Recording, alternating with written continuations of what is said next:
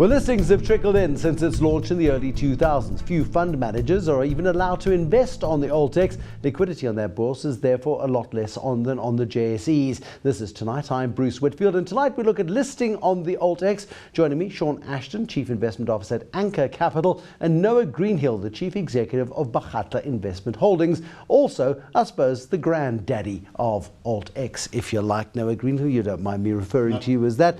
You founded it. What year was that? 2003 we launched. 2003. There are quite a few listings that have come and gone on AltX. It hasn't been too bad. Probably around 120, 130 What, that many? Companies that have listed on AltX since inception. Good few of them have either been bought out or migrated to the main board of the JSE, or one or two that have kind of fallen off for perhaps the wrong reasons. But I think it's a fantastic mechanism for small to medium-sized companies to raise capital, raise their profile, and do what they need to do to take their businesses forward. Sean Ashton, it's exactly what you guys are doing. I mean, by the time you list in a couple of weeks' time, you'll have a market cap of 150, 160, maybe 170 million rand or thereabouts. A bit more, 185 at listing price, yeah. All right, so you're listing at 2 rand a share. You're looking to raise 185 million rand so it'll be a 60 million rand capital raise. Okay. The market cap post listing will be 185 million. Okay, there we go. But in the sweet spot then of AltX.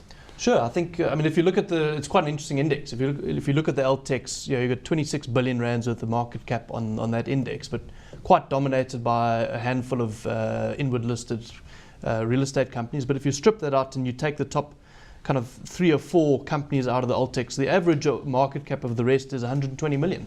We're talking about small businesses.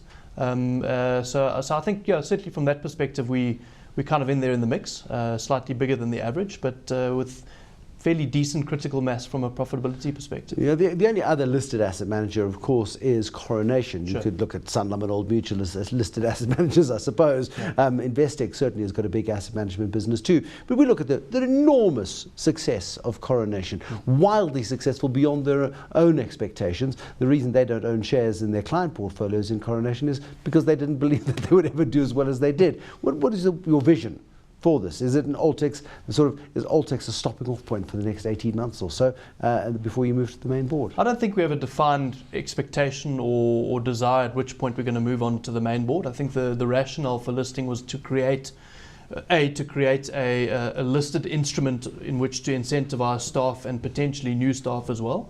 So a retention and incentivization mechanism for employees, because at the end of the day, this industry is all about people. That's your only asset. You don't have fixed assets that you can employ.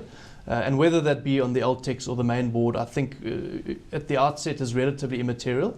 In time to come, I think scale will naturally result in one wanting to progress onto the main board. But I wouldn't want to put it out there to say that this is a 2-year plan or a 3-year plan.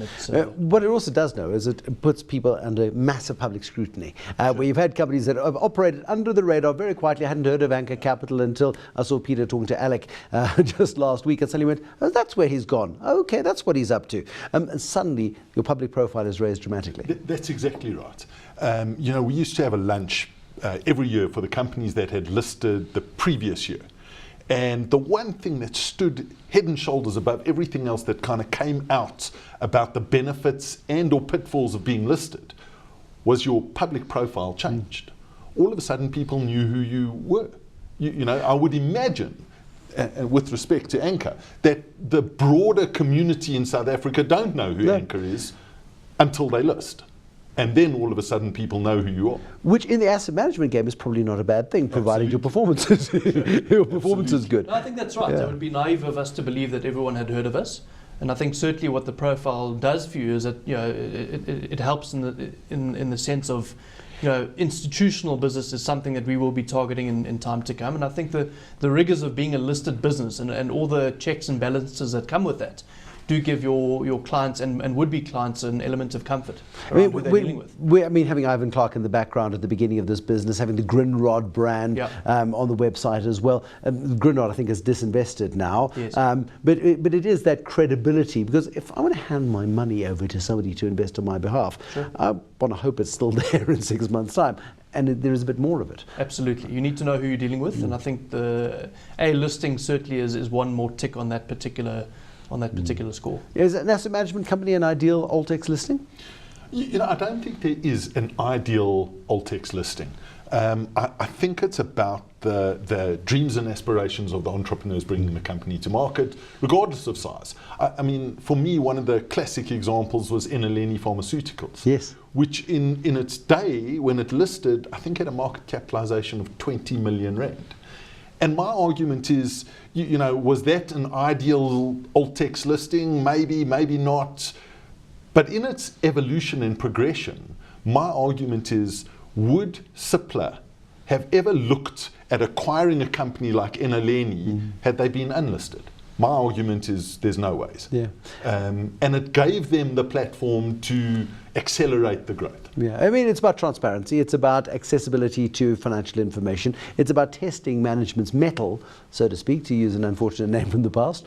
And that's, Bruce, that's a huge thing. I think maturity of management is a key factor in a successful listing. And by maturity of management, I don't necessarily mean that you've got grey hairs on your board, but you have the knowledge, experience, wherewithal to engage as a board, whereas as an unlisted company, you don't necessarily have to have independent non-executive directors. Whilst King recommends it, there's no oversight of it.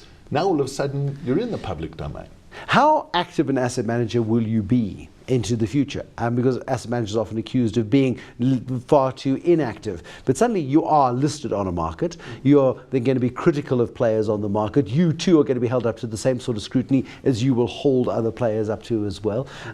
It's a tough environment because you now being poacher and gamekeeper at the same time. I think it's a valid question, and I would like to think that we will remain as active as we've been.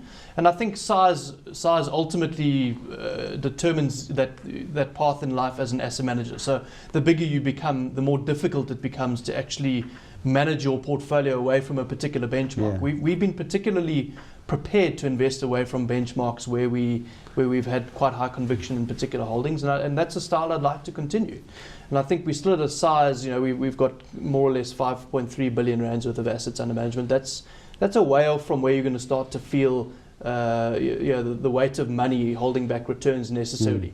All it means is that your toolkit of available investments is much broader than what it would otherwise be if you're a much bigger business. But you've still got to make the right decisions, clearly. But we intend to remain very active. We've seen Sean Royal Bafokeng do rather well on the JSE. Wouldn't it be nice to see Bakgatla, which are the neighbours of the Royal Bafokeng, of course, come to the market created by the chief executive of the Bakgatla, of the company that runs the assets of the Bakgatla? Well, remember, Royal Bafokeng is not listed. Royal Bafokeng Platinum is listed, which is, and I mean, one day you might see some offshoots of the Bakgatla being listed on the JSE, either AltX or the main board. We'll see.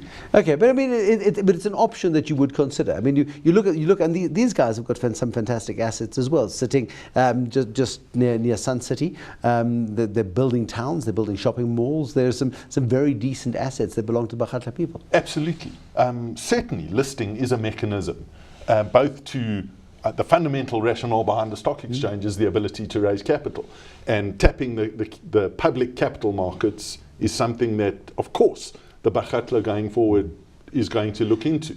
It's not the only solution, but it is a very viable solution in both tapping the capital markets for money, creating liquidity, giving transparency, attracting the right quality of board members to your initiative, and a whole host of other factors like public profile. Give me a sense of markets at the moment, because I think it's quite interesting. A couple of years ago, probably 3 or 4 years ago, lots of the investors of the world were trying to list property companies, were trying to get assets off their books. People were saying, look, this is a clear sign that the market has peaked. Asset managers listing on the JSE gives you a sense that they were trying to get out at the peak.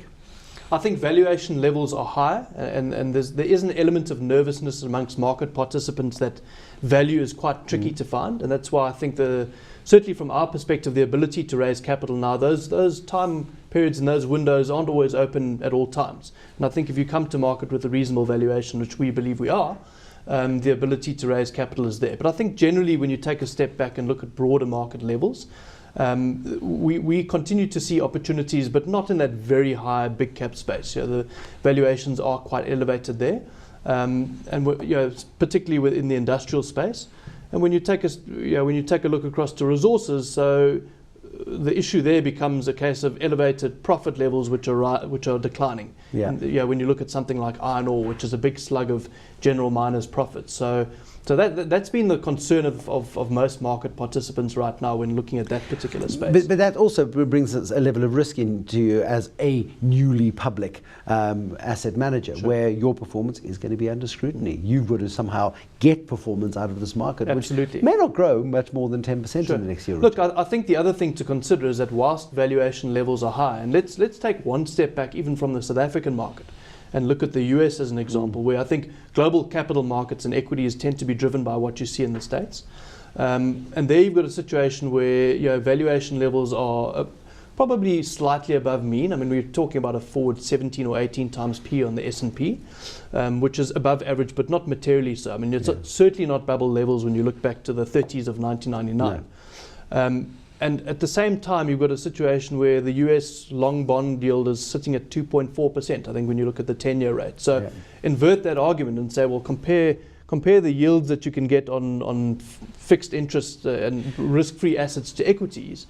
Equities are still attractive. I think that the path of least resistance is still up until such time as we see significant evidence of dramatically higher inflation in the States, which will force the hand of the Federal Reserve. But that seems to be a way off. So but they keep pushing, don't they? No, they keep pushing interest rates out. Yeah. And they keep just nudging a little bit further away, keep pushing it away, and that's supportive of markets generally. Yeah. So, I mean, Bruce, to answer your question, I think valuation levels are not low. They're above mean, but I think that they actually have scope for a re-rating, because that gap between what you would deem risk-free and risky assets is actually quite high. And if my memory serves me correctly, I think the rest of the world, certainly the UK and the US, are seeing record number of listings in a long period of time. But we're not. We're not. But we seem to lag those markets, even in the heyday, in the hot IPO markets where we were seeing 70 odd companies listing in a year. The UK was seeing 500. Yeah. So we always lag those markets, and perhaps Anchor is the catalyst. Well, let's hope so. And maybe it'll be the Anchor. Sean Ashton, Chief Investment Officer at Anchor Capital, and Noah Greenhill, Chief Executive nowadays of Bakgatla Investment Holdings. So pondering perhaps listing some of the assets of the Bakgatla. Thanks for watching. There'll be more tonight, tomorrow. Until then, good night and goodbye.